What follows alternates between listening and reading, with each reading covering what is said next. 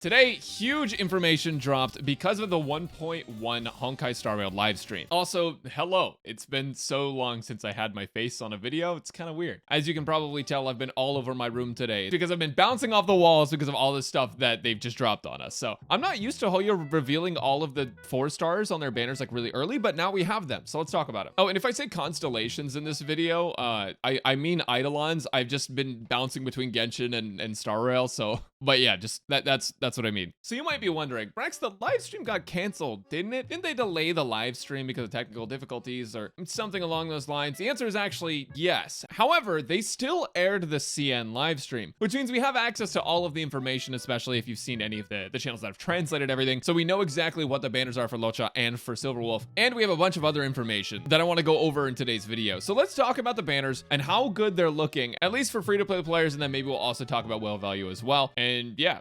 All right, so as you can see from our very scuffed screenshot, extremely scuffed screenshot, we have Silverwolf and we have Luocha banners, and the 4 stars on these banners are going to be really important to whether or not you want to pull for them as a free-to-play, in my opinion, because both the 5-star characters are good. I'm going to have a different video coming out really soon on if Luocha or if Silverwolf is going to be a better pickup for you, and so look forward to that. It should be up in the next week or so. But all you need to know about these 5 stars is that Silverwolf was revealed to be a debuffer that applies a weakness to enemies and has resistance shred, which is very powerful, and she also has other debuffs for enemies as well. She's going to be a very good unit and a very future-proof unit, actually, just by the fact that she can basically make any characters on your team viable against any enemy, regardless of their weakness, because she's going to be able to apply that weakness and also lower the resistance to that element, which is going to let you do full damage. But beyond that, she's also going to let you do more than full damage because of the other shred that she has as well. So overall, Silverwolf is looking to be a really solid unit, and like I said, I'll go into more detail on her in my video that's coming up soon, but she is going to be really good. But as far as Luocha goes, so Luocha is, I mean, if you guys played Honkai back third, you probably recognize this dude. I was able to play him in one of the previous betas that he was in alongside like Blade and stuff, and let me tell you, this character is a lifesaver. I mean, it makes sense because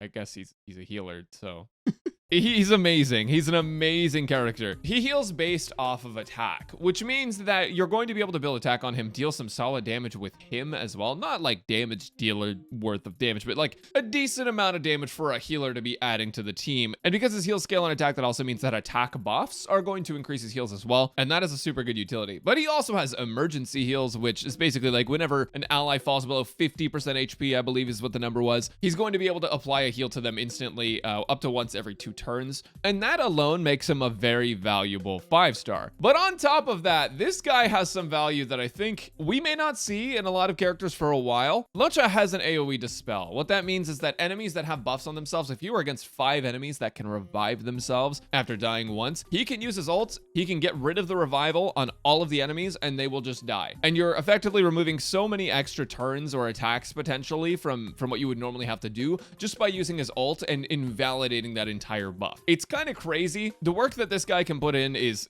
really nuts. So both he and Silverwolf are going to bring a ton of value to your team. Also, just the fact that he's another healer, right? All we have right now is Bailu and Natasha. And so if you don't have Bailu and you're a free-to-play player, Luocha is going to be a really good pickup just for Memory of Chaos. So that way you can have that second healer. However, that also goes away with time because as we see more healers, then the fact that he is a healer becomes like a little bit less relevant. But either way, both these characters are going to be a good pickup. Stay tuned for that video. What I want to talk about is the 4-star value, right? So as you can see here, probably maybe it's a little fuzzy. You might not actually be able to tell. We have Dunhung, Asta, and Serval. Serval is a crazy good unit for a free-to-play. If you don't have Jingyuan, she's going to still be a really solid lightning DPS, and with Kafka, who enhances dots, Serval's probably going to be a lot better of a character, but even now she's really good. The only problem that I have with Silverwolf's banner is that, like Serval, Asta and Dunhung are both free characters, and if you're just going for character coverage and you just want the most characters possible in the game, the most 4 stars, Dunhung, Asta, Serval is not a great lineup for you in terms of collecting. But let me tell you guys about some of these characters' Eidolons because they are really, really good. Specifically, I want to talk about Dunhung's E4. Basically, when he uses his ultimate and defeats an enemy, his next action is advanced forward by 100%. This basically turns him into like Budget Scylla, who is able to use this to clear up trash and then instantly be able to attack again after and gain energy back. So not only does this help him cycle his ult more,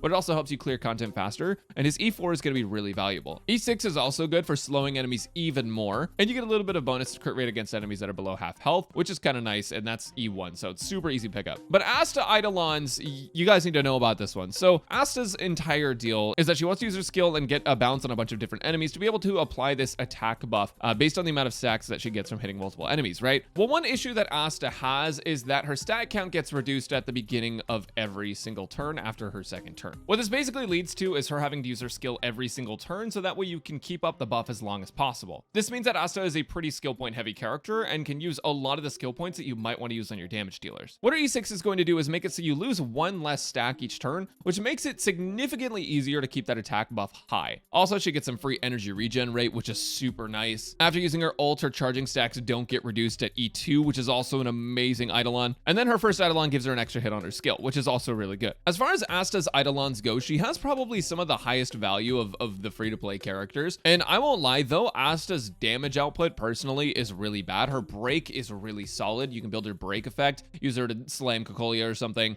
apply massive attack buffs to your allies, and she is a really solid unit to have Eidolons for, I won't lie. Serval Eidolons are just going to help her overall damage and her ult looping, and they're pretty good. The reason I'm not as hyped about Serval is just because, like, it's basically just a damage buff. It doesn't really change her playstyle or anything. Just the more Eidolons you have on Serval, the more damage you're going to do, the more you're going to be able to ult with her. It's pretty simple, and they're good value as well. So overall, the Eidolons you're going to get on these characters that you already have all of to start are very good value, and for that reason, it's not bad to get extra copies of them on Silverwolf banner. But if you are a collector, if you're more interested in just having coverage of all of the characters, then Luocha's banner is going to be better value for you, because you have Pela, who's not a free-to-play character, you have Yukong, who's going to be the new imaginary support character who I can't wait to talk about, and then we have her. And basically, like, the Eidolons of these characters are really good too. Pela's you don't actually need for her to be like super valuable, but Quantum Gambler Gotcha Girl is unironically so valuable with Eidolons, and let me show you. Ultimate dealing more damage is just kind of whatever.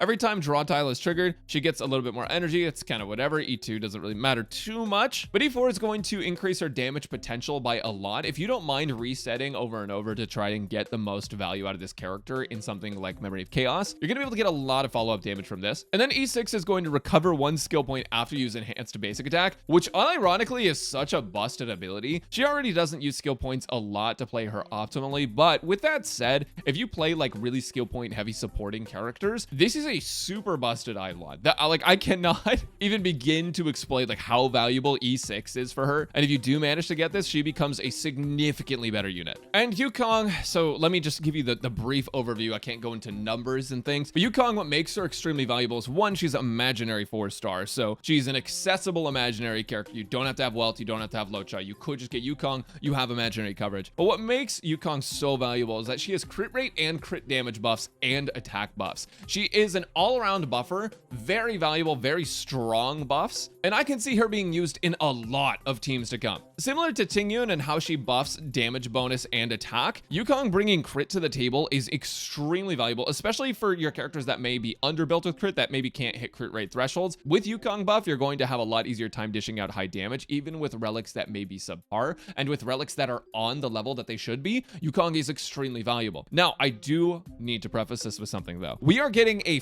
free Yukong in 1.2. That was revealed on the live stream, and these banners are during 1.1. So if you don't want Luocha and you do want Yukong, if you wait another patch, you will get her for free. And there's no pressure to pull on this banner unless you absolutely want and need this character. But since you're able to get her for free in 1.2, personally, if you don't want Pela, you don't want Luocha or anything, I don't think you should pull on Yukong. I think you should just kind of bide your time, save your pulls for Kafka or whoever you're going to use them on. But if you do want Yukong and you do want Eidolons for this girl right here and for Pela, this banner is insanely good value. I think the biggest problem you're going to run into is that a lot of people are going to want Silverwolf because she's Silverwolf. Come on, like if you played Honkai Impact 3rd at all, like she's definitely a character that like you just want to pick up because Brawny Online, you know? But do keep in mind that if you're a collector or if you want someone like Yukong, this banner is going to be a little bit bit better for you. Again, if you just want my opinion on which 5-star to pull on, I have a completely separate video coming out on that, and I hope that you guys enjoy it when it comes out, but please just stay tuned, because in the meantime, I'm really trying to iron this out so that I can give you guys the best information on it without going into leaks, because I can't talk about those, but I want that to be like a pretty high quality video. So anyways, I just wanted to talk about these banners. I do think that both of them are good value for the 5-star. I think the 4-star value on Luocha is definitely better, but Asta Eidolons are really good. So anyways, I hope you guys enjoyed this video. I hope you found it informative in some way, shape, or form. And let me know who you're polling on for next batch. I'm actually really interested. So I'll be watching the official live stream when it airs later tonight.